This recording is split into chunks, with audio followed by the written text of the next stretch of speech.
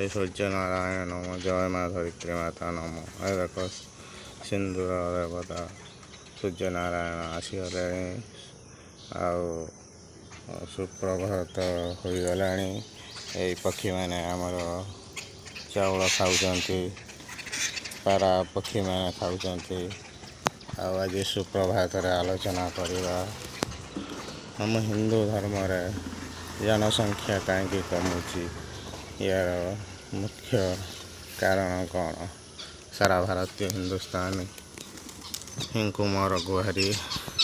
ହିନ୍ଦୁ ଧର୍ମର ଜନସଂଖ୍ୟା କମିବାର ମୁଖ୍ୟ କାରଣ ଆଜି ଆମ ହିନ୍ଦୁମାନେ ଖାଲି କଳା ଟଙ୍କା, ବାଳ ରାଜନୀତି, ଧନ ସମ୍ପତ୍ତି ପଛରେ ଗୋଡ଼ଉଛନ୍ତି। ସମୟ ଅତିବାହିତ ହେଇଯାଉଛି।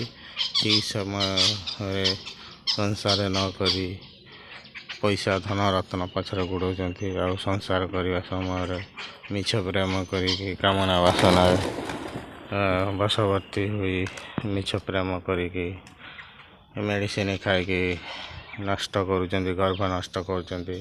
ଆଉ ସଂସାର କଲା ବେଳକୁ ଆଉ ସଂସାର କରିପାରୁନାହାନ୍ତି। ସମୟ ଅତିବାହିତ ହେଇଯାଉଛି, ପିଲା ଛୁଆ ହେଉନାହାନ୍ତି। କାରଣ ଯେଉଁ ସମୟରେ ସଂସାର କରିବା କଥା ସେ ସମୟରେ ମସ୍ତି ମଜଲିସ କରି କାମନା ବାସନାରେ ବୁଡ଼ିଗଲେ, କିନ୍ତୁ ଠିକ୍ ସଂସାର କଲେନି।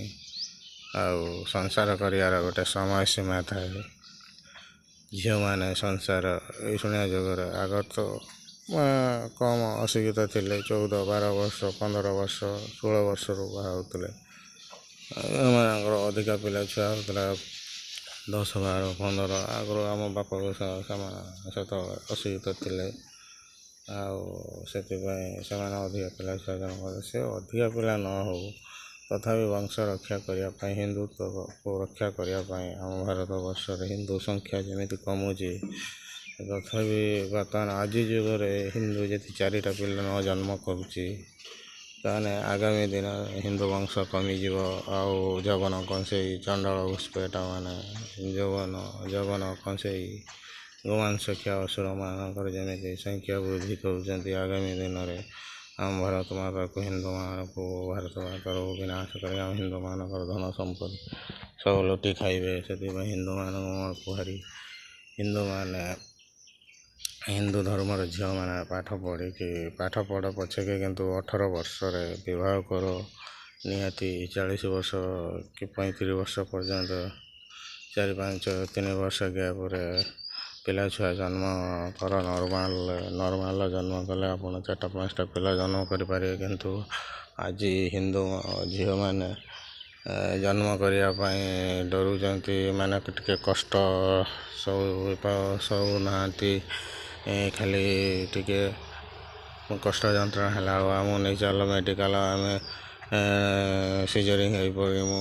କିଏ ଏତେ କଷ୍ଟ ମା ହେବାକୁ ହେଲେ କେତେ 10 ମାସ 10 ଦିନ କଷ୍ଟ ସହିଲ, ଆଉ 2 ଘଣ୍ଟା 4 ଘଣ୍ଟା କଷ୍ଟ ସହିକି ଆପଣ ନର୍ମାଲ ଜନ୍ମ କଲେ ପିଲାର ସୁଖ ଆପଣ ଜାଣିପାରିବେ ନା।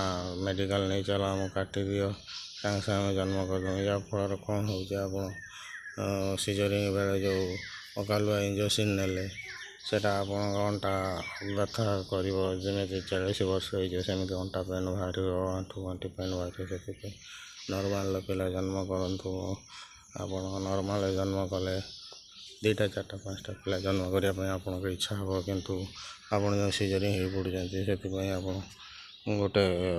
2ଟା ପିଲାରୁ ଅଧିକା କରିପାରୁନାହାନ୍ତି। ଯାହାଫଳରେ ହିନ୍ଦୁ ଧର୍ମ କମୁଛି। ଆଉ 1-2ଟା ପିଲା ଜନ୍ମ ଆପଣ କଲାବେଳକୁ ଆଜି ବଂଶ ବୁଡ଼ି ଯାଉଛି। ଦୈବ ଦୁର୍ଘଟଣା ଭଲ ମନ୍ଦର ପିଲାରେ ଯଦି ଚାଲିଯାଉଛି, ଆପଣଙ୍କ ଧନ ସମ୍ପତ୍ତି ଖାଇବେ କିଏ, ବଂଶ ବୁଡ଼ି ଯାଉଛି। ସେଥିପାଇଁ ହିନ୍ଦୁ ଝିଅମାନେ